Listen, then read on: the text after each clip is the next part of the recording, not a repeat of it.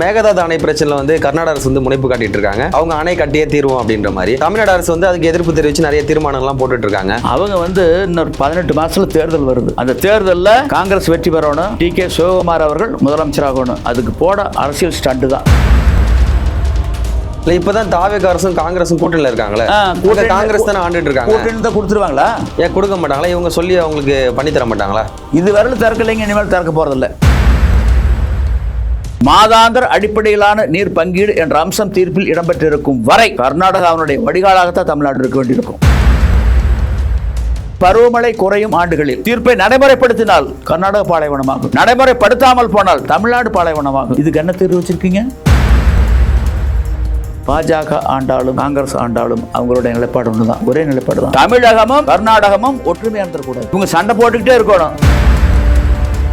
இந்த மழை பொழியுது, அதை சமுத்திரத்துக்கு விட்டு போட்டு நான் கடல் நீர் நன்னீராக்கிறோம். கடல் நீர் நன்னீராக்கம்னா என்ன நியாயம்? லிக்விட் கோல்டை கடலில் கொண்டு விட்டு போட்டு இந்த கடல் நீர் நன்னீராக்கிறதுக்கு எவ்வளோ செலவாகும் தெரியுங்களா? நீங்கள் சினிமாவிலேருந்து வந்தவங்க, அதனால சினிமா ஷூட்டிங்ஸு செட்டிங்ஸ் போடுற மாதிரி உங்களுடைய வேலை இருக்குது, திட்டங்கள்லாம் இருக்குது.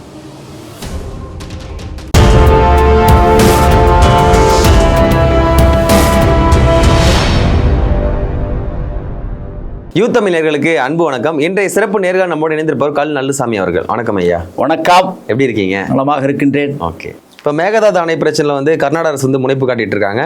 அவங்க அணை கட்டியே தீர்வோம் அப்படின்ற மாதிரி. தமிழ்நாடு அரசு வந்து அதுக்கு எதிர்ப்பு தெரிவித்து நிறைய தீர்மானங்கள்லாம் போட்டுட்டு இருக்காங்க. இந்த அணை கட்டுவாங்களா, கட்டப்பட மாட்டாதா? மத்திய அரசு என்ன மாதிரி நிலைப்பாடு எடுப்பாங்கன்னு நினைக்கிறீங்க? அதாவது கர்நாடகா அரசுக்கு மேகதாட்டுவில் அணை கட்டும் எண்ணம் ஏன் வந்தது? இது அந்த மக்களுக்கு வந்து நல்லது செய்யறதா நினைச்சு பண்றாங்க. அந்த தண்ணியை வந்து கொண்டு போக முடியாது, கீழே இடத்துல இருக்குது. பம்ப் பண்ணி தான் கொண்டு போகணும், ஏராளமான செலவு இருக்குது. வனத்துக்குள்ளே கொண்டு போகணும். அது வனம், சுற்றுச்சூழல், பருவநிலை மாற்றம் அமைச்சகம் ஒத்துக்காது. அவங்க வந்து இன்னொரு 18 மாதத்துல தேர்தல் வருது. அந்த தேர்தலில் காங்கிரஸ் வெற்றி பெறணும், டி.கே. சிவகுமார் அவர்கள் முதலமைச்சராகணும். அதுக்கு போட அரசியல் ஸ்டண்டு தான். அரசியல் ஆதாயத்துக்காகத்தான் நீ கையில் எடுத்திருக்காங்க கர்நாடகாவில் முதலமைச்சர். ஆனால் அதை கட்டுறதுக்கு மத்திய அரசு ஒத்துப்பாங்களா, இல்லை ஒத்துக்கலான்னு? ஒத்துக்க மாட்டாங்க. இருக்கிற சூழ்நிலையில் ஒத்துக்க மாட்டாங்க. இன்றைக்கி வந்து பார்த்தீங்கன்னா இப்போ பூமி வந்து சூடாயிட்டுது, கொதிநிலை நோக்கி போயிட்டுருக்குது. நீங்கள் பார்த்தீங்கல்ல ஐரோப்பிய நாடுகள் படுற கஷ்டம். இப்போ நம்மளுக்கு இப்போ தான் இந்த ஆரம்பிச்சிருக்கு எல்னினோ. நீங்கள் வந்து செப்டம்பரில் வேகம் எடுக்க போகுது. 2027 உலகம் கண்டிராத ஒரு வறட்சி, இதுவரையில் கண்டிராத வறட்சி நமக்கு வரப்போகுது. நீங்கள் சாதாரணப்பட்டதாக இருக்காது, பூமி வந்தால் புரட்டி போட போகுது. உலக பொருளாதாரம் அதல பாதாளத்துக்கு போக போகுது.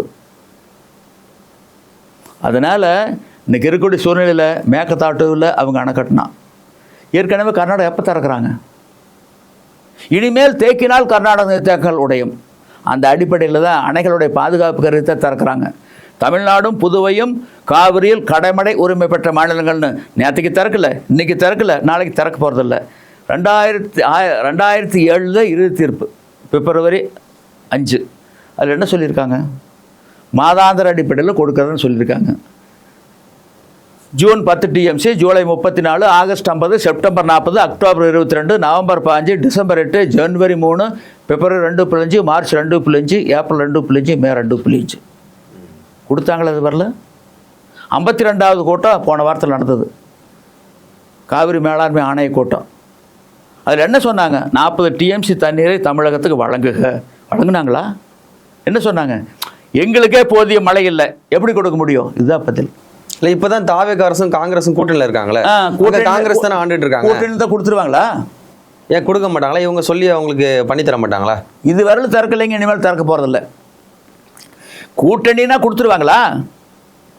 தீர்ப்பில் இருக்கக்கூடிய தவறு தான் கூட்டணியே வேணான்னு சொல்லலாம்ல. இங்க பாருங்க, தீர்ப்பில் கொடுக்கலன்னா கூட்டணியே வேணான்னு சொல்லலாம்ல. கூட்டணி வேண்டான்னு, கூட்டணி இந்த காவிரிக்கு கூட்டணிக்கு சம்மந்தம் இல்லைங்க. நீங்கள் அங்கே வந்து எல்லா கட்சிகளும் ஒன்றும், இங்கே தான் தீர்மானம் தான் ஒன்று சேர்ந்து போட்டிருக்காங்க தமிழ்நாட்டில். நீங்கள் அந்த தீர்ப்பில் இருக்கக்கூடிய தவறு தான் காரணம். அதை யாரும் பேச பண்ணிக்கிறாங்க? 28 ஆண்டுகால சட்ட போராட்டத்தில் இந்த வழக்கு நடத்தினது யார்? திமுக, அதிமுக. சரியான இலக்கு நோக்கி வழக்கு நடத்தலை. மாதாந்திர அடிப்படையிலான நீர் பங்கீடு என்ற அம்சம் தீர்ப்பில் இடம்பெற்றிருக்கும் வரை கர்நாடகாவினுடைய வடிகாலாகத்தான் தமிழ்நாடு இருக்க வேண்டியிருக்கும். நம்ம தண்ணியை உரிமை நேர எது கர்நாடக நிறுத்தங்கள் தேக்கணும்? அந்த அணைகள் கட்டுறதுக்கு ஹேமாவதி, கபினி, ஹாரங்கி, கேஆர்எஸ் தமிழ்நாடு அரசு புது அரசு பணம் கொடுத்ததா? இல்லை தேக்கி வைக்கிறதுக்கு வாடகை கொடுக்குறோமா? எந்த முகாந்திரத்தினுடைய அடிப்படையில் இவங்க தண்ணி கொண்டு அவங்க அணையில் தேக்கி வச்சு மாதாந்திர அடிப்படையில் திறக்க சொல்கிறீங்க? திறப்பாங்களா? அதாவது பருவமழை குறையும் ஆண்டுகளில் தீர்ப்பை நடைமுறைப்படுத்தினால் கர்நாடக பாலைவனமாகும், நடைமுறைப்படுத்தாமல் போனால் தமிழ்நாடு பாலைவனமாகும். இதுக்கு என்ன தீர்வு வச்சிருக்கீங்க? தினந்தோறும் நீர் பங்கீடு ஒண்ணுதான் தீர்வு. இதுதான் மோதலுக்கு முற்றுப்புள்ளி வைக்கும். இதுதான் இறையாண்மை ஒருமைப்பாட்டுக்கு வலு சேர்க்கும். இருமாநில உறவு மேம்படும். தீர்ப்பின் அடிப்படையில் விகிதாச்சாரப்படி கர்நாடகாவுக்கு 284.75 டிஎம்சி, தமிழ்நாட்டுக்கும் புதுச்சேரிக்கு 177.25 டிஎம்சி, கேரளாவுக்கு 21 டிஎம்சி. இந்த விகிதாச்சார அடிப்படையில் தினம் பங்கிட்டு தினமும் அந்த நீர் மேட்டூர் அணைக்கு கொண்டு வரப்பட்டு சேமிக்கப்படுவதாக இருந்திருந்தால் எதுக்கு மோதல் வருது, உறவு கெடுது? டெல்லியில் பாஜக ஆண்டாலும் காங்கிரஸ் ஆண்டாலும் அவங்களுடைய நிலைப்பாடு ஒன்று தான், ஒரே நிலைப்பாடு தான். தமிழகமும் கர்நாடகமும் ஒற்றுமையாக இருந்துடக்கூடாது. இவங்க சண்டை போட்டுக்கிட்டே இருக்கணும், இதை வச்சு அவங்க அரசியல் மேலேருந்து பஞ்சாயத்து பண்ணிட்டு இருக்கணும். தங்களுடைய ஆளுமை போகக்கூடாது, மத்திய அரசு ஆளுமையோடு இருக்கணும். இதுக்காகத்தான் இந்த தவறான தீர்ப்பு. இல்லை, 14 வருஷமா இந்த பிரச்சனை போயிட்டு தான். எப்போ தான் இது தீர்வு வரும்னு நினைக்கிறீங்க? அதாவதுங்க, இது நான் 2013 இந்த தீர்ப்பு நடைமுறைப்படுத்த முடியாதுன்னு சொல்லி ஒரு மறுசீராய்வு மனு உச்சநீதிமன்றத்தில் போட்டேன். தினந்தோறும் நீர் பங்கீடு அப்படின்னு சொல்லி நீதிமன்றம் ஏற்றுக்கல. ஒரு சங்கம் வரக்கூடாது, உனக்கு ஏதாச்சும் பாதிப்பு இருந்தால் உங்களுடைய அரசுகிட்ட போய் சொல்லிங்க. எந்த அரசு கேட்குது? எந்த அரசு காது இருக்குது? இல்லை அனைத்து கட்சி கூட்டத்தில் பேசுனாங்களா? இல்லை சிறப்பு சட்டப்பேரவை அமர்வில் பேசுனாங்களா? நடைமுறைப்படுத்த முடியல. என்ன பண்ணியிருக்கணும்? காவிரி நடுவர் மன்றத்தில் மறுசீராய்வு மனு தாக்கல் பண்ணியிருக்கணும்ல தமிழ்நாடு அரசு. ஏற்றுக்கொண்டால் வரவேற்கலாம், ஏற்றுக்கொள்ளாமல் போனால் உச்சநீதிமன்றத்தை நாடி இருக்க வேண்டும். அங்கும் தீர்வு கிடைக்காமல் போனால் 40 நாடாளுமன்ற உறுப்பினர்கள் பாராளுமன்றத்தை முடக்கி இருக்க வேண்டும். ஏன் அதெல்லாம் செய்யல? ஏன் 2033 காத்துக்கிட்டு இருக்கணும்? இவங்களும் அரசியல் நாடகம் போட்டிருக்காங்கன்னு சொல்றீங்க? எல்லாம் நாடகங்க. நீங்கள் எல்லாருமே நாடகம். நீங்கள் கலைஞர் காலத்தில் முதலமைச்சராக இருந்தபோது தானே ஹேமாவதி, கபினி, ஹாரங்கி எல்லாம் கட்டினாங்க. அப்போ 1924 உடன்படிக்கை என்னாச்சு? அதில் என்ன சொல்லப்பட்டிருக்கு? தமிழகத்தினுடைய ஒப்புதல் இல்லாமல் கட்டக்கூடாதுன்னாங்க. ஆனால் கட்டியிருக்காங்கல்ல. என்ன பண்ண போகிறீங்க? சரி, அதாவது நடுநிலைமையாக நடக்கிறது இல்லை. நீங்கள் டெல்லி எடுத்த நொய்டாவில் 2 டவர் கட்டினாங்க, 40 அடுக்கு கட்டிட்டாங்க. விதிகளை மீறி கட்டப்பட்ட கட்டுமானங்கள்னு சொல்லி உச்சநீதிமன்ற உத்தரவன் முன்னிறுத்தி வெளிநாட்டிலிருந்து நிபுணர்களை வரவழைச்சு வெடி வச்சு தகர்த்தாங்கல்ல. ஒரு நாள் பொழுதுக்கு தொலைக்காட்சி போட்டியில் காட்டினாங்கல்ல, அடுத்த நாள் தலைப்பு செய்த பத்திரிகையில் வந்ததில்ல. ஏன் இடித்தாங்க? விதிகளை மீறி கட்டப்பட்ட கட்டுமானங்கள். ஹேமாவதி, கபினி, ஹாரங்கி இதெல்லாம் எங்கே சமநீதி? ஓர்ந்து கண்ணோடாது இறைபிரிந்து யார் மாட்டும் தேர்ந்து செய்வதே முறை.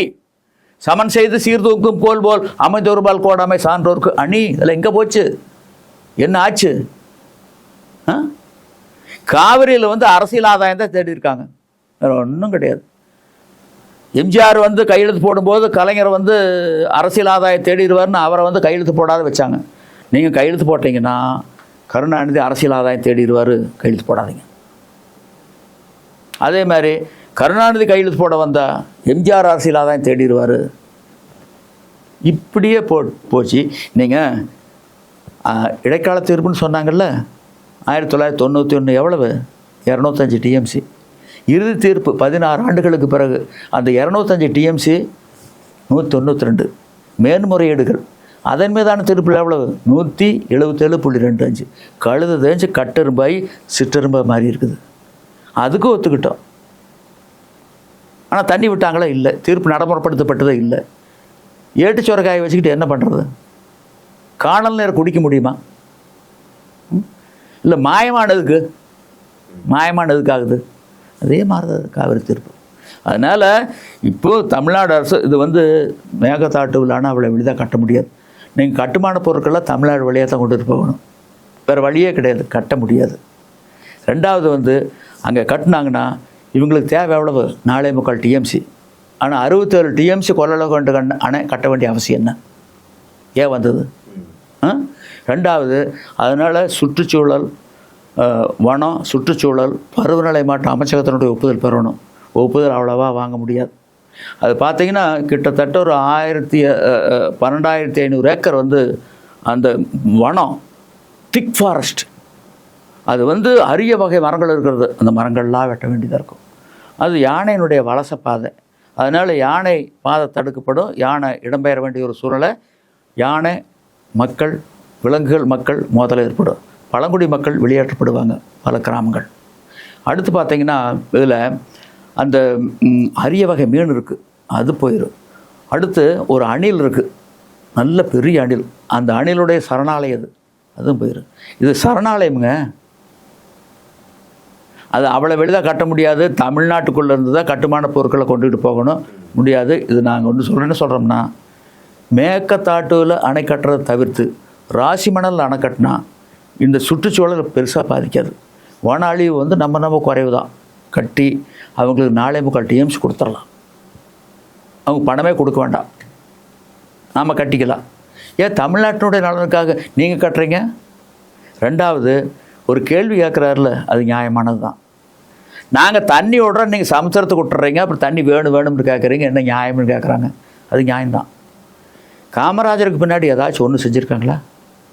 சரி, ஜெயலலிதா காலத்தில் கரூரில் ஒரு தடுப்பணை கட்டினாங்கல்ல, அங்கேருந்து ஒரு 6-7 மாவட்டங்களுக்கு கால்வாய் வெட்டுறக்கு எடப்பாடி பழனிசாமி காலத்தில் கால்வாய் வெட்டினாங்க, அங்கங்கே வெட்டியிருக்காங்க. இந்த 5 ஆண்டுகளில் மு க ஸ்டாலின் ஆட்சியில் ஒரு வேலை நடக்கலை, அப்படியே கடப்பில் போட்டாங்க.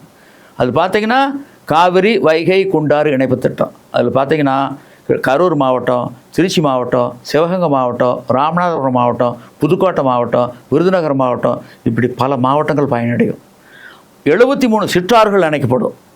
ஆயிரக்கணக்கான ஏரி, குள, குட்டை, கண்மாய்களுக்கு நாம் நீரை கொண்டு செல்ல முடியும். கடலுக்கு போகிற நீரை இங்கே கொண்டு வரலாம். அதனால் வந்து அந்த பகுதி வந்து வளம் பெறும். அதே மாதிரி மேட்டூர் சரபாங்கா போகிற நீர் திட்டம், அதே மாதிரி மேட்டூர் திருமணிமுத்தாறு திட்டம். அடுத்து அந்த பகுதியில் வலது பக்கம் ஈரோடு மாவட்டத்தில் அந்தியூர் பகுதியில் இருக்கக்கூடிய கால்வாய்களுக்கு, குளங்களுக்கு, ஏரிகளுக்கும் கால்வாய் வெட்டி தண்ணி கொண்டுட்டு போகலாம். தடுப்பணைகள் பல இடங்கள் கட்டலாம். என்ன பண்ணியிருக்காங்க? 60 ஆண்டுகள் என்ன பண்ணீங்க காமராஜருக்கு பின்னாடி? நீரின்று அமையாது உலகனின் யார் யாருக்கும் வானின்று அமையாது ஒழுக்கு. நீர் இல்லாமல் உலகமே கிடையாது. தானம் தவமிரண்டும் தங்கா வேணுலகம் வானம் வழங்காத நீர். வானத்திலிருந்து வான்மழை பொழியா போனா தானம் இருக்காது, தவம் இருக்காது, இல்லறம் துறவரம். அடுத்து இறை வழிபாட்டை பற்றி சொல்கிறாரு. சிறப்போடு பூசனை செல்லாது வானம் வரக்கு மேல் வானோருக்கு மீண்டு. வானத்திலிருந்து வான்மழை பொழியாமல் போனால் ஆலயங்களில் ஆண்டவனுக்கு அடிக்கக்கூடிய ஆலயமணியின் வாசியம் நின்றுவிடும். இல்லறம் துறவரம் இறை வழிபாடு எல்லாமே பொழிகின்ற மழையை பொறுத்து இருக்குது. அந்த மழை பொழியுது, அதை சமுத்திரத்துக்கு விட்டு போட்டு நாங்கள் கடல் நீரை நன்னீராக்குறோம். கடல் நீர் நன்னீராக்கம்னா என்ன நியாயம்? லிக்விட் கோல்டை கடலில் கொண்டு விட்டு போட்டு இந்த கடல் நீர் நன்னீராக்கிறதுக்கு எவ்வளோ செலவாகும் தெரியுங்களா? எதுக்கு இது? அதாவது தும்பை விட்டு போட்டு வாழை விட்டு போட்டு மாட்டினுடைய தாரை தேடிட்டு போகிற மாதிரி இருக்குது இந்த திட்டமிடல். அதாவது எந்த திட்டமிடலாக இருந்தாலும் நன்மை அதிகமாக இருக்கணும், தீமை நன்மை கலந்ததாக இருக்குது. எந்த திட்டமாக இருந்தாலும் சரி. அதான் வள்ளுவர் சொல்கிறாரு, பதிவு பண்ணுறாரு, நன்மையும் தீமையும் நாடி நலம் புரிந்த தன்மையான் ஆளப்படும். ஒரு திட்டம் தீட்டுகின்ற பொழுது அந்த திட்டத்தால் விளையும் நன்மை என்ன தீமை என்ன இரண்டையும் எடை போட்டு விடை கண்டு நன்மை கூடுதலாக இருந்தால் செய்ய வேண்டும், தீமை கூடுதலாக இருந்தால் கைவிட வேண்டும். இதுதான் ஒரு திட்டத்தினுடைய இலக்கணம்.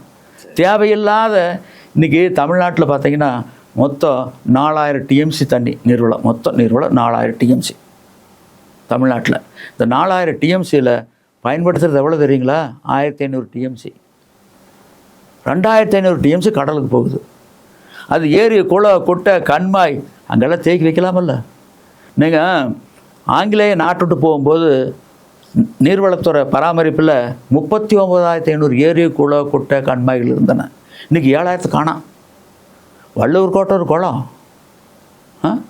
சேலத்தில் இருக்கக்கூடிய பேருந்து நிலையம் ஒரு ஏரி, பள்ளிக்கரணம் ஒரு ஏரி, திருவள்ளூர் மாவட்ட ஆட்சியர் அலுவலகம், திருப்பூர் மாவட்ட ஆட்சியர் அலுவலகம் 2 குளத்துக்குள்ள வந்துருக்குது. இங்கே மதுரையில் உயர்நீதிமன்ற கிளை இருக்குல்ல, அது ஒரு கண்மாய்க்குள்ளே இருக்குது. நீதி அரசர்கள் கண்மாய்க்குள்ள உட்காந்துக்கிட்டு தான் நீதி பரிபாலனை பண்ணுறாங்க. அப்படி இப்போ ஒரு 7,000 ஏரி, குள, குட்டை, கண்மாய்கள் எடுத்து விழுங்கிட்டோம். அதே மாதிரி அந்த பங்கு விவசாயிகள் நாங்களும் செஞ்சுருக்கிறோம். ஏரிக்காடுன்னு இருக்குது, அங்கே ஏரி காணாம். குளத்தோட்டம் இருக்குது, குளத்தை காணா. வாவிக்காடுன்னு இருக்குது, வாவி காணா. குட்டைக்காடு இருக்குது, குட்டை காணா. ஒரு காலத்தில் அந்த குட்டை, ஏரி, வாவி இருந்ததுனால தானே அந்த பேர் வந்திருக்கோன்னு, காரண பேர் தானே. நாங்களே விவசாயிகளை நாங்களே அதை அழிச்சிருக்கிறோம். நீங்கள் அந்த 60 ஆண்டுகளில் பட்டா வழங்கு விழான்னு போட்டு ஆட்சியாளருக்கு ஓட்டு, அதிகாரிகளுக்கு பணம், ஏரி, குளம், குட்டை, கண்மாய், வரத்துக்கால், வடிகால் எல்லா இடத்துலையும் பட்டா. பலமாடி கட்டணமாக நிற்கிது. மழை பெஞ்சதுன்னா தேங்கக்கூடாத இடத்துல தேங்குது, தேங்க வேண்டிய இடத்துல தேங்கிறது இல்லை. வடிகால் வாரி வந்துடுறாங்க, குடிநீர் வடிகால் வாரியை வடித்து கொண்டு ஆற்றுல விட்டுறாங்க. ஆற்றுல பூரா மணல் அள்ளி பாறதாக இருக்குது. சருன்னு 4 ஹவரில் சமுத்திரத்துக்கு போயிடுது தண்ணி. இதுதான் நடக்குது. சேமிக்கணுங்க, நிலத்தின் கீழ் நீரை சரி ஓட்டணுங்க. அன்றைக்கி காவிரிக்கு கரை போட்டாங்க, இன்னைக்கு கரை போட வேண்டியது இல்லை. அதுதான் பள்ளமாச்சு. எது கரை காவிரிக்கு வேண்டியது இல்லை. அந்த அளவுக்கு மணல் பூரா போயிட்டுது. சரி, மணல் போனால் பரவாயில்ல, அதில் என்ன பலன்? கலைஞர் அவர்கள் முதலமைச்சர், நீர் பொதுப்பணித்துறை அமைச்சராக இருந்தபோது சட்டப்பேரவை உறுப்பினர்களுக்கு புதிய விடுதி கட்டினாங்க. நீங்கள் பார்த்துருக்கீங்களா? நிலாப்பர வடிவத்தில் இருந்தது. அவர் முதலமைச்சராக இருக்கும்போது அதை தரமட்டமாக்கிட்டாங்க, தலையில் விழுந்துருங்க. ஏன் ஆங்கிலேயன் காலத்து கட்டுமானம் பொது பொலிவோட்டு நிற்கிதே? அரசங்காலத்தில் கட்டப்பட்ட கல்லணை, திருக்கோயில்கள் ஏதாச்சும் ஒழுகுதா? சுதந்திர இந்தியாவில் நீங்கள் கட்டினதல்ல, கூரை பிச்சுக்கிட்டு கொட்டுது. நீங்கள் சினிமாவிலேருந்து வந்தவங்க, அதனால் சினிமா ஷூட்டிங்ஸு செட்டிங்ஸ் போடுற மாதிரி உங்களுடைய வேலை இருக்குது, திட்டங்கள்லாம் இருக்குது. சரிங்க, உங்கள் நேரத்தை ஒதுக்கி நிறுத்தலை பயந்தீங்க. மிக்க மகிழ்ச்சி. நன்றிங்க. நன்றி.